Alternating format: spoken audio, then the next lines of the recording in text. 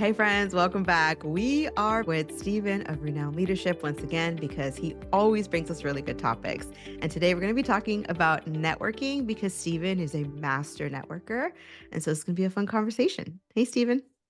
I don't know if I would say master networker.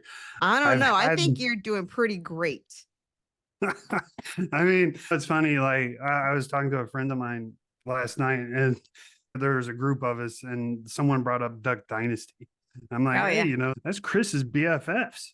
'Cause he's friends with all those Duck Dynasty Oh, guys. how And cool so, is that? yeah, right. So when I think of myself, I'm not quite there yet because I can't call the Robinsons my BFFs. So yeah, networking is super important. And I had to get good at it. I wouldn't say I'm a master though. Well, I I don't know. think you're doing pretty great. And I always think that there's always going to be someone better than you, but that's actually the person you want to look to in that scale. And I think you're just this great, you have this like way that it's not about a tactic or a strategy. You just build a relationship without almost even thinking about it. And as a complete introvert, I work at that skill quite a bit, actually. And I have clients who will be like, okay, we're getting into networking. What do I say? And we literally script it out because I know the pain of like, I don't know what to Oh, say to move this forward. And so once we learn that skill, it becomes more and more natural, but you just do it. So first, can I there's a can I reason. can I Yeah. interrupt you real quick? Yeah. Yeah. Because Yeah. I have a great tip for people like you. Oh, tell me. Let's get started. Tell me. Find people like me and make me your friend. And you call me up and you're like, hey, Steven, I got this event. I need you to be my wingman. Yeah. Like, There you I go. have zero problem walking up to a group of people. I can walk into a group of doctors. I'm not a freaking doctor. I don't know anything about being a doctor, but I can carry on a conversation with them. Right. Like, I have Okay. zero problem doing that. So find extreme extroverts Hmm. and get them to go introduce you. And I've literally done that before where I'll just walk into a group of people and be like, hey, how y'all doing? My name's Steven. What are we talking about? Interject myself into the conversation, talk to them for 5, 10 minutes and be like, oh, hey, this is my friend Patricia. She's like right in your niche. Then I gradually project you into the conversation and then I dip. And I go get Yeah. some buffalo wings or whatever's on the buffet. Right. Job done. Check, check. But I And mean, that's the it thing for seriously works. And for a lot of folks, introvert or not, I think personality style sometimes is not as clear cut. It's not as dry as people say. Those personality assessments, I only give so much weight to them. But when you're in that situation, a lot of times it actually has less to do with your ability to talk and more to do with the fact that you're really good at starting the conversation. There's folks that are really good at the one on one. Like once I make a connection with someone, we've had so many conversations, right? I could go on and on and on. It's that first point of contact. I'm like, what am I going to say? Right. And we all kind of have that to some extent. And so let me backtrack a little bit here. There's a reason why we decided this was a great topic for today's podcast. Is I there? remember, yeah, I remember you saying, you were like, oh, I had no network Oh, when I yeah. started. So tell us about that. Yeah.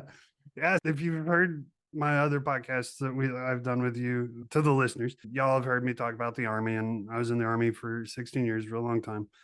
When I got out of the army, I had no network that wasn't in the army or in the military or something to do in that sphere. And so obviously I don't do that anymore. And I realized real quick, like, man, I know nobody. I have no friends. Like, this sucks. And so I just started finding people that I wanted to be like, or people that I thought could benefit me by sharing their wisdom and knowledge with me.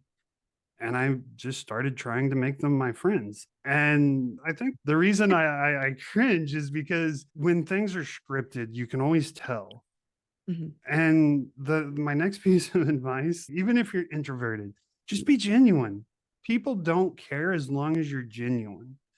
But if you come up to me with a script, what are you trying to Okay, sell me? let me back up here. Let me back up here. So Like, when I see a script, we sometimes need a framework. We need an example to be like, how does this look like? Like you said, find someone that you want to be like or whose skills Mhm. you want to grow. You need some sort of a model, something to work off. Now, do you go and read your script to someone? Absolutely not.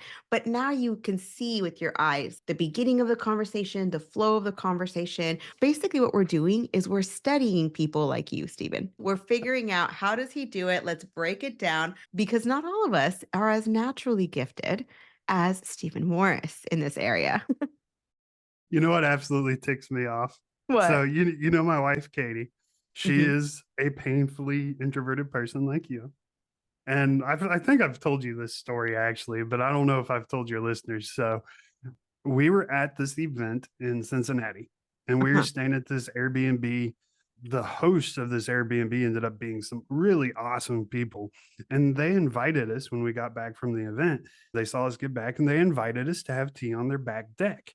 Beautiful, beautiful setting, beautiful back deck. They live in a 250-year-old house. Like it is beautiful. So we're like, yeah, sure. So we go down, we have to start having tea with these people. And we hang out for 3.5 hours and I'm just schmoozing it up, doing me. My wife says maybe two, 3 words the entire time. And usually it's whenever they ask her a direct question. And Yeah. then she looks at me to finish answering her question for her. And so, like I said, we hang out for 3.5 hours. We get up to leave because it's late and we got to be up early in the next morning. So we get up to leave and they look at me and like, Stephen, it's nice to meet you. Shake my hand. And they look at my wife and they go, Katie, I just love you so much. And I'm sitting here like looking at her, looking at them, looking at her. I'm like, yo, I just spent 3.5 hours working my butt off. Like, and you love her? What? And so just oh, it makes me so mad. Anyway, my point is if you're introverted, you don't even have to be the speak in the conversation, right? Because what do we lack severely in society today? That's listening, right? We don't have Yes. listening skills. What do introverts naturally have? The ability to listen. Yeah. That is such a unique gift that when people experience that, a lot of times they're going to instantly drawn to you just because you hear them.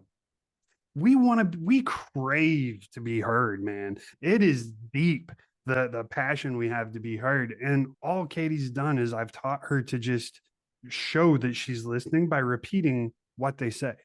So you're telling me that you're an introvert, Patricia? Yes, Stephen, that's what I'm telling you. And then you continue the conversation. Just paraphrase what they say back to them and then let them keep talking and keep listening. People freaking love that. And if you do that, man, there you go. You got a friend for life. And Yeah. you're gaining the wisdom, you're getting the connection, whatever. And they're always going to remember you. That's the girl that listened to me. I bared my soul. I shared my life story with this person because they Mhm. listened to me. So, my point, use your natural given skill to help you rather than feel like you have to talk. Yes, you do have to do the awkward part of going up to the conversation. I get it, that sucks. But as far as actually talking, you don't have to do it. Just listen, just actively listen, and people are going to love you. There's a book, I think it's like this The Power of the Introvert. I'll link in the description. I gotta find the title. It's a great book. It talks about that strength in the introvert because it is a two-way conversation. And I don't know if you can break down your genius. So we're gonna try. There's so many different ways of doing this. What is your style of creating that contact, but also nurturing that contact to eventually, whether it's get a job, become a client, partner with you, et cetera? So my favorite way is to do stuff for people for free Mhm. because when you do things for people, they feel like they owe you. It doesn't have to be a complex thing. I've been told this is manipulative. I don't think it's manipulative. I think it's just me understanding psychology. But just doing something simple for somebody, they feel almost like they owe you. And so whenever I reach out to my network, hey, I lost 2 clients last month. I need to fill those slots. If you know anybody, send them to me. They almost Mhm. feel obligated to do so. That's my favorite trick is just I do stuff for people. First, I talk to them. I get them to like me. And then it's like, hey, how can I help you? A lot of times they're going to be like, I don't know. I'm good. No, man, dig deep. Show them you care. Dig Mhm. deep. Like, no, seriously, how can I help you? What do you need? And then you do it for free, most of the time for free. Then when it comes to pay me back, it's, hey, I need some clients. I need some referrals.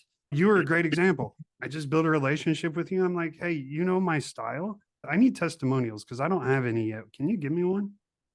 And Oh, then I was boom. happy to. Yeah, exactly. You just get people to like you. You do stuff for them. Then when you need something, you go ask them. I don't know. It just comes Yeah. natural to No, me. I really like because you are a natural at this. It's a unconscious competence. You're like, I just do it. I don't know how I just do it, right? But I really like studying people's unconscious competence. So I really like studying it because I think from that you can get frameworks that maybe aren't even in textbooks. But in this particular case, I enjoy seeing your process. And what you're saying is networking is long term, right? It's not Mhm, just, I need a job, let me go out there and network. No, no, no. This is building a community around you that kind of shatterproofs your future, not just yours, but also the communities, right? There's a lot of, in the Latino culture, in a community based culture, it's very much we rise together and we fall when we're by ourselves. mhm. Yeah, that's straight psychology because we are built to be in community. We aren't meant to be lone wolves. And that's one of the funny things about introverts because people are like, oh, I'm introverted. That means I need to be alone.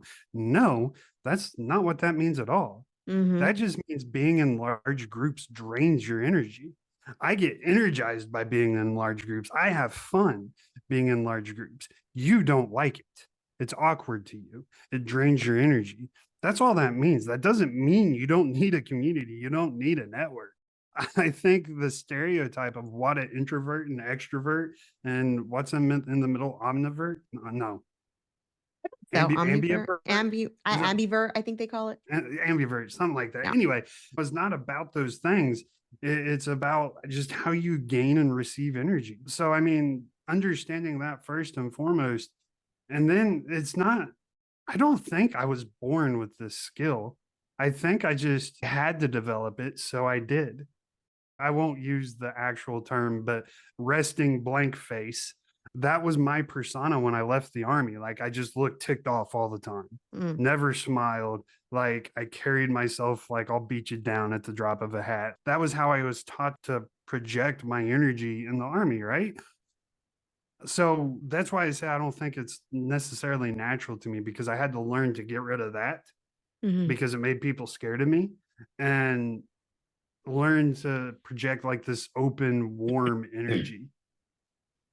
And then the other thing that I learned to do is my strength is not listening, my strength is talking. So, how do I get people to be interested in talking to me? So, we all have, if that's the road you need to go down, you have a story, you have Mhm. something interesting that's happened to you in your life somewhere. Maybe you were 5 years old, maybe you were 30 years old. I don't know. But somewhere along the lines, you had something happen to you. And usually it's kind of traumatic. That's okay. You got to get over that. Like, use what's happened to you as a strength. That's what I do.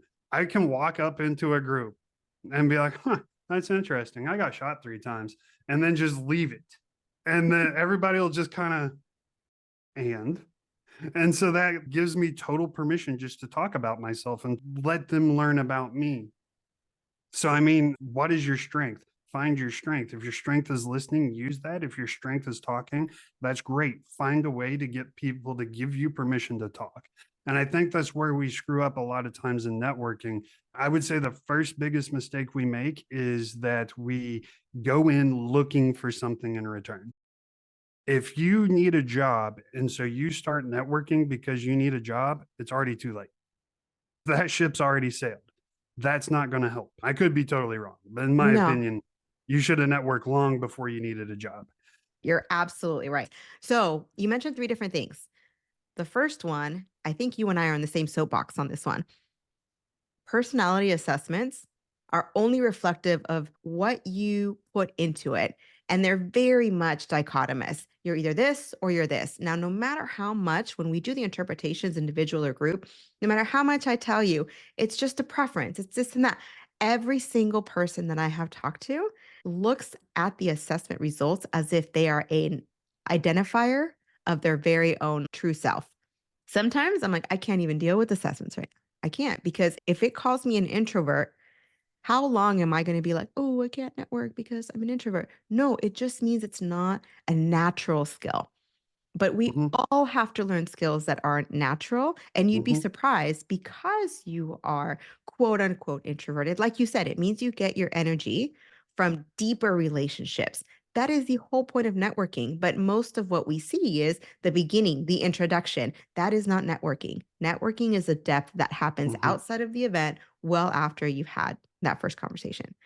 And I just want to add to why the personality assessments are, in my opinion, total BS, because you can never take human bias out of it. I see myself as a hero. Not saying that I do, just an example. I see myself as a hero. I always run to people's aid when they need it. So I'm going to answer everything in the personality assessment that paints me that way because that's how I see myself. Mm. But just because I see myself that way doesn't necessarily mean it's true, It's a self you fulfilling know? prophecy. Exactly. So if you see yourself as painfully introverted, that's how you're going to answer the questions.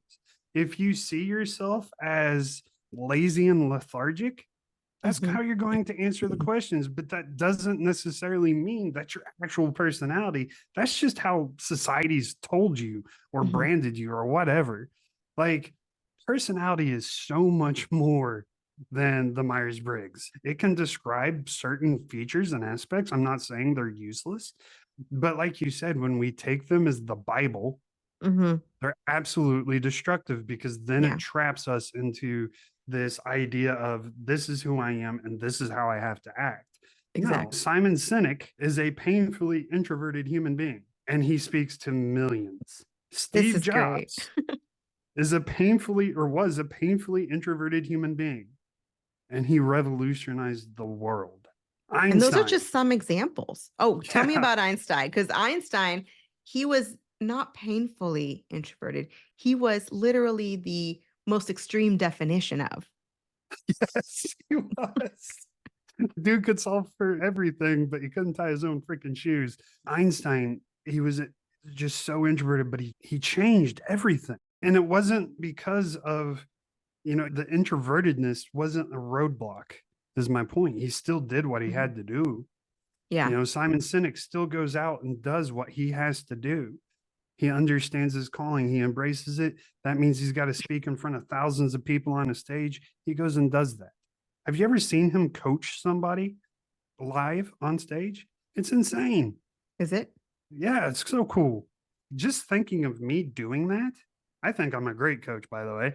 But just thinking of coaching someone live in front of thousands of other people, that is freaking terrifying, bro. Like the cojones it takes to do that. Seriously. And he's an introvert. He Mhm. describes himself as painfully introverted. It doesn't stop. You can't tell me that you can't network because you're an introvert when I see Mhm. introverts doing all these amazing things, literally changing the world. Yeah, no, it's absolutely. I'm gonna say this last point on personality assessments, but then I'm gonna get off the soapbox. We're gonna move on to the different one. But you said it. You named all these people who are successful despite the quote unquote introversion piece, right? A, it's actually a strength, but B, outside of that completely, this is the reason why I get on my soapbox about assessments. As much as yes, I do them, yes, I interpret them, right? But when you take an assessment, you have a perception about who you are, you have a perception about your limitations. That perception, like you said, that bias goes into the assessment that leads to the results. And the only thing the assessment is doing in many cases is actually validating and further sinking you into your belief about yourself. And Mhm. most of us will look more to our limitations than we will to our strengths. And that's the reason why I'm like, I'd rather dream, envision, create as opposed to throw my perceptions into a tool that's just going to reflect back the same thing. Absolutely. And I love that you bring up the being an introvert is actually a strength because my strength is actually kind of a weakness when you think about it societally. Because what gets on people's nerves? People that don't shut up. What's my strength? Not shutting up. There's a So, I flip side to mean, every strength and every quote unquote weakness, right? right. So I had to figure out a way to make it my strength. And like I said, I just go inject something that is going to catch a hook into a conversation to get people to Mhm. give me permission to talk. Because as long as they give me permission to talk, I'm not going to get on their nerves. But then we perceive introverts as being introverted as a weakness. And I'm guilty of that. But it's actually a strength because, like I've already said, what do people love? People that Mhm. actually hear them and listen to them. So you naturally have a strength that I can't even begin to comprehend. It even gets on my nerves. Like the level that you or my wife or other introverts possess, the ability to listen. Oh my God, it's annoying. Like, but it's just annoying because it's not my strength. And I want that strength, but it's okay. I've found a way to manipulate my weakness into a strength, Mhm. just like as an introvert, Simon Sinek, all the introverts we talked about, they have found a way to manipulate their perceived weakness into a strength. Yeah. So it's all about perception. I agree. And these tests, they just trap us into what we already think. And that's never a good place to be. We never want to Yeah. be put in a box. I think this concept of permission to talk seems to be what keeps coming up. And this is what, for me, makes all the difference in the world. I'm a person of systems. And so I'm always, how do we build that into our system, not to recreate it without thinking, but just to make it a part of who we are, make it a natural habit, right? And one of the pieces that I've come across working with clients is showing people how to get that permission to talk is really powerful because most of us feel the pressure to speak and say something eloquently correct, grab their attention. But it's actually not, if I'm in a conversation with you, it's not actually that hard for me to get you to talk and invest. And like you said, it's back and forth. So once I ask about you, I invest in you, I listen to you, which is that strength. Naturally, you are then going to reciprocate and you are going to say, well, what about you? What do you do? That's your permission to talk. Then at the end, you ask, well, what do you think? So it's like a game of tennis. You're just hitting the ball back and forth. And that permission to talk is our strength, is our ability to get the permission to talk by giving attention, by listening well, and then waiting for them to reciprocate. Yeah, absolutely. And there's a bunch of different ways to get permission to talk. And likewise, when I talk about me telling people, okay, so you're an introvert, get permission to listen as well. Mm. And so that's why you're repeating or paraphrasing back to them. That's a key tactic in active listening, obviously. But you're showing them, I'm listening to you, I'm invested to you, and Mhm. I'm invested into you.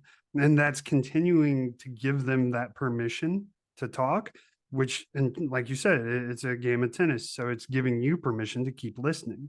Mhm. And so whenever they, okay, so tell me about yourself. What do you do? Now it's shifting back over to you. But again, oh, yeah, I do this, this, and this. I got into this because of X, Y, and Z. How did you get into what you do? And then you answer their question, you give them a good, thoughtful, thorough answer, and you flip it right back around and give them permission to talk again. It's just communication. And the more I've learned and dove into networking and learned about communication, all this stuff, the more I realize we aren't taught to communicate at all, ever, unless you're a communications major. And Mhm. even then, I'm probably guessing 99.9% of your curriculum isn't actually about communicating. It's outward communication, but not inward, not listening, not two sides of Right. that coin. Right. Mm. So, and without listening, there is no communication.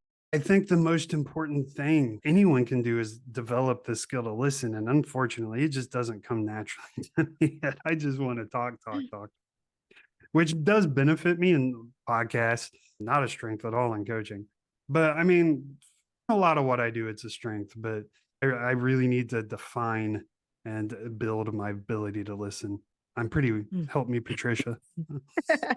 I think you do pretty well. And this is probably a good thought to start to wrap things up is like, okay, I don't have this skill of listening. And the reality is you do. It's just not as full of a bucket as your speaking skill is. So you pull on that. And in your coaching appointments, I know your coaching style. And so I know that in order for you to be able to speak, you want to be able to listen enough to then have something relevant to share in that conversation. And so when we think of a weakness, I would encourage all of us, including myself, not to think of it as something you don't have. You don't have means zero. It means you have nothing, but you have it. It's just not what you have most of. So we have to remember the glass is half full. And most often, a glass half full is enough to get us through the day. Absolutely. And after I said that, I was thinking about it. I actually get complimented on my podcast a lot of times on my ability to actually listen to my guests because I do the exact same thing you do. There's no script, there is an idea of a topic. And that's what we're going to talk about. We might get on a soapbox and go complete 180. You never know. And doing that, you do have to actively listen to your guests because otherwise the conversation is going to fall flat. And so I do possess the ability. It's just, it's unnatural to me. Mhm, So I have to force myself to do it. For introverts, being around large groups of people is so energy draining because they have to force themselves to interject themselves into conversations. It's not mhm, natural. So because it's not natural, it zaps your energy from you. Like you said, wrapping up, the most important piece of advice I could give is just truly learn who you are, what your mhm, communication style is, and how you fill your buckets. If you fill your buckets by talking, figure out how to use that as a strength, not as a weakness. If mhm. your ability is to listen, then find a way to use it rather than make it be a detriment. I promise, like we could go to a networking event and I could show you like how listening is just as powerful as speaking in a large group of people. It's all about the Mhm. questions you ask. Yeah, absolutely. And in my head, I'm already thinking of another topic we could talk about because you talked about learning and being willing to learn. And even if it's your strength, if you are, oh man, I could talk to anybody and everybody, that's great. That's a strength. But now, how do you leverage it? So, whether it's a strength or Mhm. if it's a weakness, you have to put the intention to leverage it well. There's a quote that says something like, the worst time in the economy is the best opportunity. And I think that's true of every negative thing, of every weakness. There's a way that you can ride the wave. So, how do you make your life smoother by leveraging your strengths and also your weaknesses right Oh, now? you're doing great. And that's such a great analogy. I've never thought of that, but it doesn't. It blows a lot of people's mind. Like if they don't know anything about investing in the market, when the market sucks, that's the best time to dump your money. Go buy, go crazy because the market's inevitably going to go back up. And that's how we make money. But a lot of people don't think of it that way. They think of a booming market as when everybody wants to invest, and that's not the case. That's such a great analogy. Use the downturns, use Mhm. that as your leverage. Perfect analogy. I think you did a great job. Well, thank you. Thank you very much. It's always great talking to you, Stephen. Every time we come up with some new perspectives, information, tips, strategies. So, thank you again for coming on. Yeah, absolutely. Always my pleasure. I hope it was valuable. It really was. It really was. And everyone, thank you so much for listening. Know that we love you. We're praying for you, and we'll see you on the next one. Hey, thanks for listening. I really appreciate you spending time with me today. If you found this episode helpful, please tap the 5-star review on the show's homepage in your podcast app. It would absolutely make my day, and it helps others discover the Uncommon Career Podcast. Now, to download your free career resources and learn how I help seasoned professionals land amazing offers in as little as 90 days, click on the link in the description or go to theuncommoncareer.com. Thanks again, and I'll see you on the next one.